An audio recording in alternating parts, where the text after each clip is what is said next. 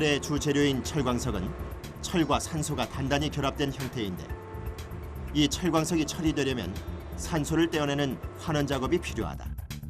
이때 필요한 것이 바로 석탄의 탄소다.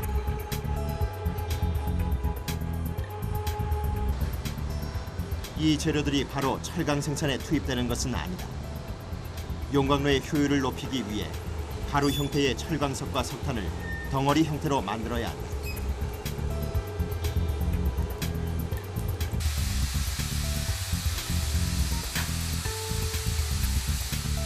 철광석에 열을 가해 덩어리로 만든 것을 소결광, 석탄을 고온에서 쪄내 덩어리로 만든 것을 코크스라고 한다.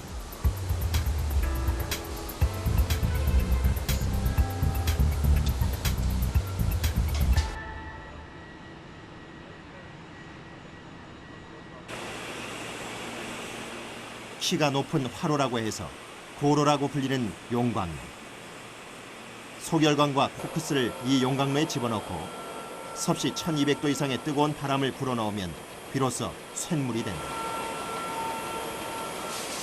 작은 쇳덩어리가 쇳물이 되기까지는 대여섯 시간이 걸리는데 이 과정을 제선 공정이라고 부른다.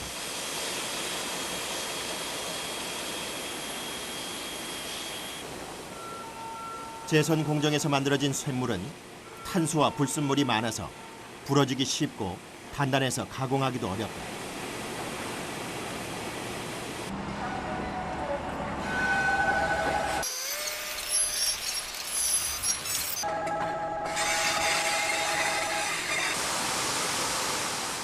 지금부터가 강철이 만들어지는 제강 공정이다.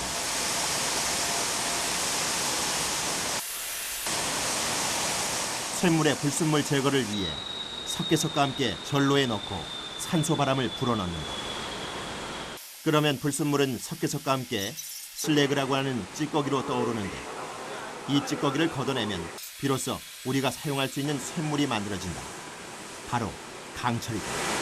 쇳물을 만들어내는 용광로 공정, 그 다음에 이것을 가져가서 다시 한번 출연이라는 과정을 거쳐서 우리가 사용하기에 적합한 그런 재료로 만들어내는 제강 공정 또한 대단히 중요합니다. 두 개의 공정에서 철강 제품의 모든 품질이 결정된다고 볼 수 있습니다.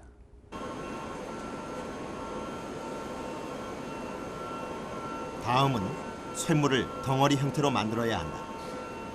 일단 제강 공정에서 생산된 쇳물을 주형이라는 틀에 넣는다.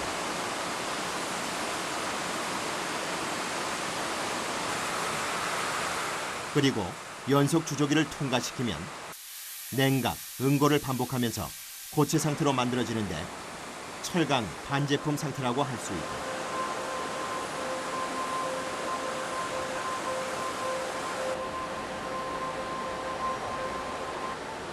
반제품은 두꺼운 널빤지 모양의 슬래브를 비롯해서 블룸이나 빌릿 등으로 만들어진다.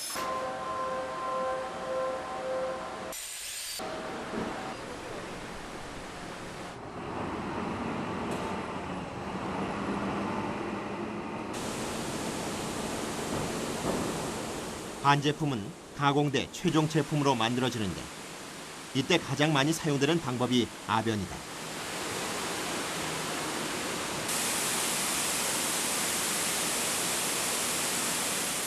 가열된 철강 덩어리를 회전하는 두 개의 아변기 사이로 여러 번 통과시키면서 연속적인 힘을 가해서 느리거나 얇게 만드는 방법이다.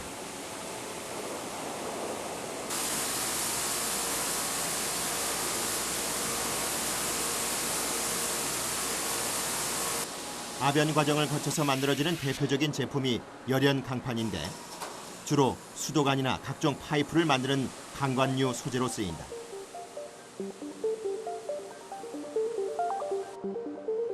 이 열연 강판을 한 번 더 아변하여 표면을 다듬으면 얇은 냉연 강판이 되는데 냉연 강판은 자동차나 가전제품 등에 사용된다.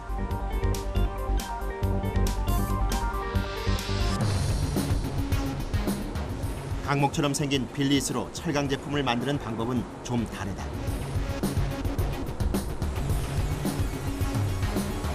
빌릿에 열을 가해서 작은 구멍으로 통과시키면 철사 같은 형태로 만들어지는데 이를 선재라고 한다.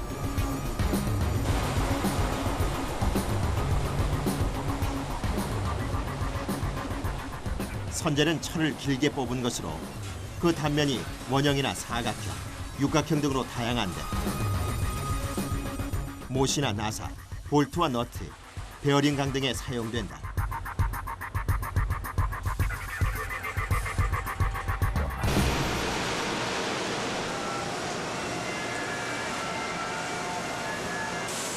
주형에 쇳물을 부어 일정한 모양으로 찍어내는 것은 주조라고 한다.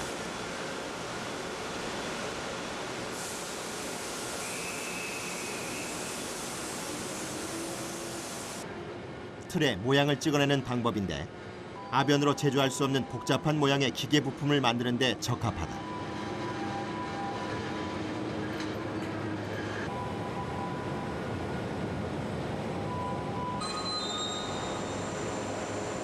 옛날 대장간에서 쇠를 달구고 두드려서 낫이나 호미 등을 만들던 방법도 철을 가공하는 방법 중 하나로 사용된다. 바로 단조다.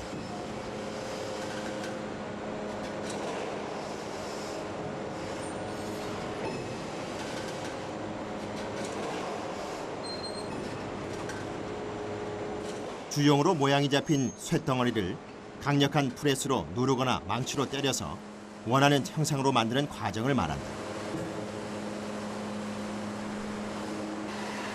이렇게 만든 제품을 단조품이라고 하는데 선박 엔진에 동력을 연결시키는 샤프트 등이 대표적이다. 다른 가공법에 비해 재질이 치밀하고 단단한 것이 단조품의 특징이다.